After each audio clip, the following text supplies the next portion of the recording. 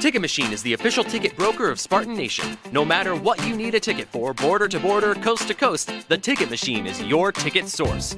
So whether you need to get into the hottest concerts, the best sporting events, you want the best seats in the house, or you just want to get in the door, when you want to go to any event that requires a ticket, anywhere, border to border, coast to coast, it's always theticketmachine.com. Theticketmachine.com, 517-655-3201. Check it out today at theticketmachine.com. Go to Mount Pleasant to be joined by Central Michigan head coach John Bonamigo. Good morning, John. How are you? I'm very good. Thank you.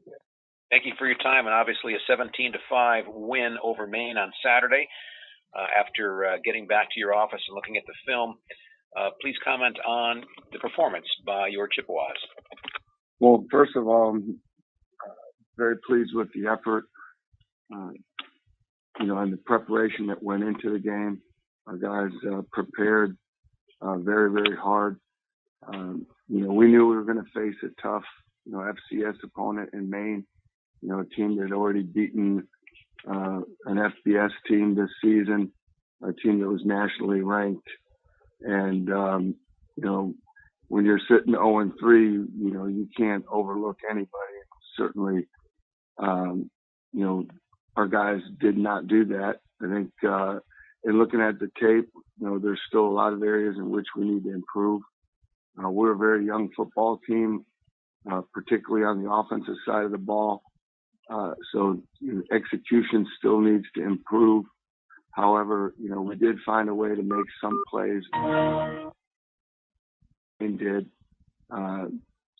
the win. And, it's always a lot more fun teaching off of, and making corrections off of the tape, after you've won the game. Defensively, I thought we were, again, very, very strong. And we kind of knew that going into the season that, the veteran players on our defense, we expected to be very good and knew we were going to have to lean on that side of the ball a little bit while our offense kind of finds its legs. Again, a reminder for our writers on the call, please hit *1 on your keypad for questions for Coach Bonamigo and all of our coaches throughout today's conference call. Let's go to our first question for Coach Bonamigo. Your first question is from Chris Solari with the Detroit Free Press. Hi, John. Hope you're well. Obviously, the shift at quarterback from Tony to Tommy, I guess, what did you see in Tommy in that first game and starting? And, Michigan State's defense right now, struggling against the pass, but number one in the country against the run. It's kind of a interesting thing, I guess. How does that play out with a new quarterback? Well, Tommy, that was his first start. I thought he handled everything really well. He's a very intelligent young man. He's improved leaps and bounds since he came into our program. There aren't a lot of things that he can't handle, but it's good for him to get that first game under his belt. There's some things. There's a throw here and there that he'd like to have back. Maybe a missed read here or there, but overall, I thought he handled everything very well. The thing that he does exceptionally well is move in the pocket and keep his eyes downfield. And, if need be, he can improvise and make plays with his legs. So, we have some designed runs for him, which, it's just the main staples of our offense.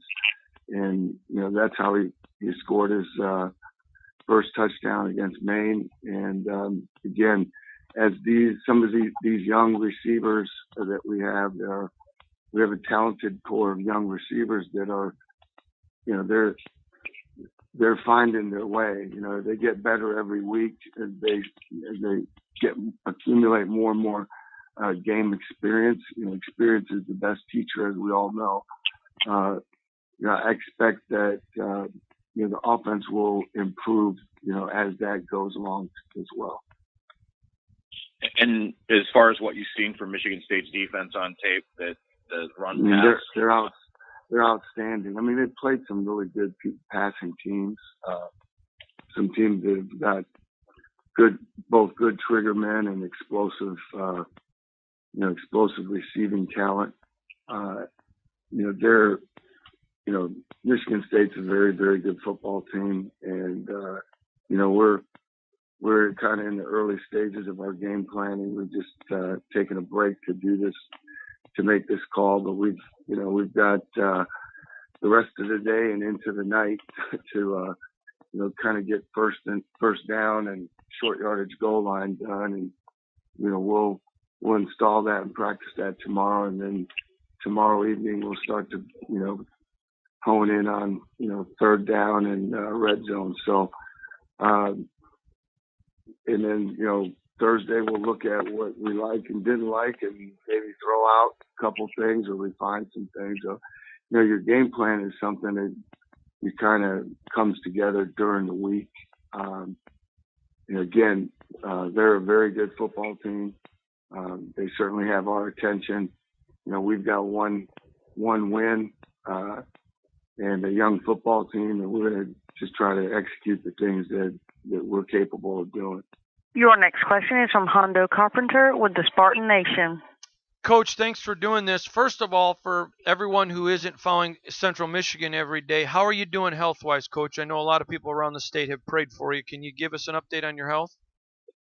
I'm great. Thanks, Hondo, for asking. I appreciate it. It's something I don't even really think about that much anymore. I mean, we're I guess 3 years out. 3 years out in November from kind of getting the declaration of being cancer free, and 3 years out at the end of August from the end of treatment. So I still have my periodic checkups where I have to travel down to Ann Arbor. Those are down to once every 6 months now, and so everything's A-okay. Very, very fortunate. Thank you for asking. Coach, George Perlis used to say that these games are such a trap for Michigan State because everybody at Central thinks they should have been at Michigan State, and you guys have had great success against them. How big is this game? I mean, emotionally, you don't have to really push too many buttons for these kids because they know guys on the team, and both teams know each other, at least as kids do relationship-wise. Is that accurate? Does this one kind of play itself? I think, when you look back at this game and the history of it, and really the history of our program, when I was at Central as a player, our roster was composed of we were 100% Michigan kids. We're down from that now slightly. We're probably right around 70%, between 65 and 70%. Michigan State's up there, and they're not quite that high, but I think I think Western is second, and I think Michigan State comes in third in terms of total number of roster from in-state, and that's really where it comes from. The kids play against each other in high school. The coaching staffs cross paths quite a bit in recruiting. Certainly we have utmost respect for Coach D'Antonio and his program and how he does things. But yeah, I mean, that's really where I think it starts. I think it means more to the in-state kids than are on both teams than maybe the out-of-state kids. But anytime you have a chance to play a Big Ten team or any of the Power Five or the autonomous conferences, it's always a challenge for all of us here in the MAC, and it's something that we gear up for. I mean, this one's the schools are very close. We're closer to Michigan State than our two MAC rivals, Western and Eastern. I mean, Kalamazoo's 2.5, 3 hours away, and so is Eastern Michigan. Lansing's just an hour down the road. So there's the proximity, the fact that it's in state, and as you alluded to, the recruiting element, whatever. I would say that I never had any desires to go to Michigan State. I always wanted to be a Chippewa, and that's what I became. That's what I am today. So I'll just respectfully disagree with Coach Burris on that part of it. Thanks, Coach. Hey, John. Obviously, you guys have Good morning, Matt. been pretty good against. Yeah, good morning. You've been pretty good against the pass this year, top 5 nationally. But what have you seen from Brian Lewerke and the receivers? You know, Felton Davis, Cody White. And you had a freshman, Jalen Naylor, stepping up this past week. And what have you seen from them that will represent the challenge? They're a very talented group. You know, all the way across the board. I think the quarterback does a good job. They do a very nice job of, you know, mixing run and pass, and you know, I'm impressed watching their offense and you know, not just who they're doing it with, but the things that they're doing. You know, we're gonna have to. You know, you have to.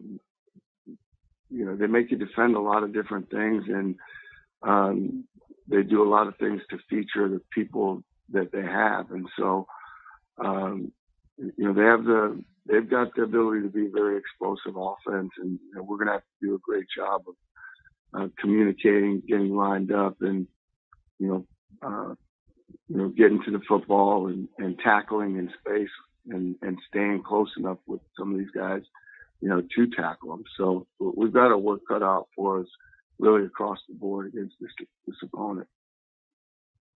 Chippewas. You know, it's a group that is very resilient. They're going to fight. They're going to play hard. It's a group that's, you know, improving, you know, week in and week out. So a group that is bought into the process. It's, you know, that's really process driven, and you know, a team that's going to, you know, our goal is just to get better every single week, and you know, we've got good veteran leadership on this team, and you know, as we move forward, and you know, these young guys accumulate more and more playing time, you know, they're going to just continue to get better and better, and it's an exciting thing to watch. It's great to, you know, there's nothing more satisfying than watching a young player get something and have success. You know, we've had a number of firsts this season already in terms of guys scoring the first touchdown or having their first reception, having their first touchdown reception, first interceptions. You know, there's a long list of firsts. We've played an awful lot of young players. I think we're up to 16 redshirt freshmen, and I think 8 redshirt sophomores, and 4 or 5 true freshmen have played, and a number of those kids are starting. So, you know, we're talented, but we're just young in some spots, and it's fun to watch the growth. But I got to tell you, Coach, when I watch Coughlin and Hahn, I like it. I'd like a little bit more out of the return games, but overall, I think the special teams is very solid right now. Oh, Coughlin is real solid. Probably our number 2 tailback, maybe going after that fake field goal. But yeah, and Hahn kicking him in the field into the end zone, and no run backs. That is just awesome. Give him that long field, 75 yards at least. For a score that, you know, we've been talking about that for 2 years, of inconsistent kickoffs, and now we have somebody that's consistently driving it deep.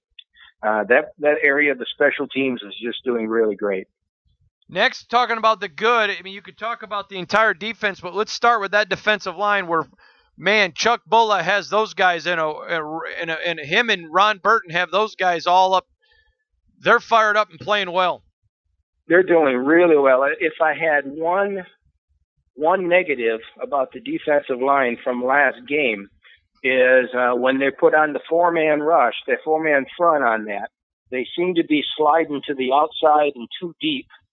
You saw at the end of the ball game against Indiana when they had the 3-man rush, they kept Williams right in on the nose, and he didn't rush. And he just stood there and he got in the passing lane in the quarterback's eyes, and pretty much shut down that over-the-middle pass. So the defensive line is coming along extremely well. It was good to see Jacob Panazuk back on the field again. Camper's coming along. I think Camper down the road is going to be really good. And I was watching during this game, I was thinking, this defense, the only thing that's missing on this defense is a Shalik Calhoun. If they had that strong, quick, fast, outside pass rusher to complement Willikis, which is basically what Marcus Rush was, that would be just an outstanding defense again. Joe Bocci, I think lost in the frustration with the offense and the season, already having lost a game. Joe Bocci's playing out of his mind. Your thoughts on Bocci?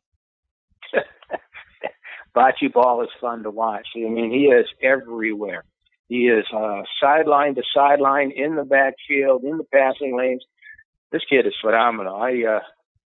I think, without a doubt, hands down, by the time he leaves, this will be the best Mike Backer during the D'Antonio era. He's just doing a tremendous job. Intelligent, quick, fast, disruptive. I don't know if you can describe him any better than that. Did you see my interview with him after the game? Yes. And funny, too. Would you agree? Yeah. He's good. And I think, didn't you say on one of your programs, too, that he's dating one of the Bullet girl, too? Yeah, he's dating Holly Bulla, who looks like a movie star. So yeah, I know. Life is good for Bocci. I think so. Yeah, got a big paycheck coming pretty soon. I agree with you. Okay, talking about the good still, I know that they're giving up a lot of passing yards. I know that. But they're also making teams one-dimensional where all teams are having to do is throw. So I think that has to be taken into account when you look at the passing numbers. Yeah, I think they may be number one nation pass or run defense. And, correct. Indiana coming into that game, one of the things that was making Indiana flow so well is their running game had come alive. It was 0 against Michigan State. So, yeah, when you shut them down, you make them one-dimensional. It takes a lot of the thought process about what you're going to be doing and what you're going to be seeing on the next play. That they can't run, so what do they have a tendency of throwing what pass in this situation? So that really helps out the secondary immeasurably. All right, next thing I want to talk about, we're talking about the good, the bad, or the unsure. And I want to go to unsure. Dave Warner has a boss. And Dave Warner, has to do what his boss says. Last year I thought he was phenomenal in his play calling. But again, I wrote about this on Twitter. There was a second and one situation where they threw on first down, picked up 9 yards. Tried to run it up the middle on second down for the first down, run it up the middle on second down for third down, punt. Where it was just stubborn. And to me, I'm unsure of who to blame. I think we both would agree a lot of the play calling has not been good, but I'm unsure of who to blame. Well, if you go back to Arizona State, I did this last program too, whoever called those 2 passes that they lost 25 yards on. And if you look at the Indiana game, and this is not trashing an individual player, but running Sowers on a jet sweep at inside the 10-yard line, who called that play? And whoever called that play should sit back and listen to the other guy. My phone blew up on that play. I had people calling me and texting me, and I'm like, "What is going on there?" And I don't know if there's an interference there. If it's Warner that's putting together the game plan and says that we have to run these plays in there, then you got to give him that latitude. If he's getting interfered with and just saying, we got to run it. And we talked about this in the last program. Arizona State knew exactly once you got inside the red zone, inside the 10, when it was a goal line situation, knew exactly what Michigan State was going to run. And it was going to run this one play. So if that's the stubbornness you're talking about, if that's the interference maybe that you're talking about with changing things around, they got to sit down and work that out, because you just can't be that predictable. Well, and it's just like when Michigan State, when Lewerke went under center. Yeah, I mean, exactly. Indiana was yelling it out, run, run, run, run. Exactly. And, it's just that predictability with an offensive line that is having its issues at this time. And I know they're nicked up pretty good. You have to be nicked up to see the combinations I'm seeing out there. But, if you're that predictable, and if your offensive line is just not doing the job, you just can't line up and do the same stuff that you always did and force it. You got to be a little bit more creative. I agree. He's the great coach, Chuck Grenier, the good, bad, and the unsure with Spartan football. He'll be back next week. Spartan football, he'll be back next week. Spartan football, he'll be back next week.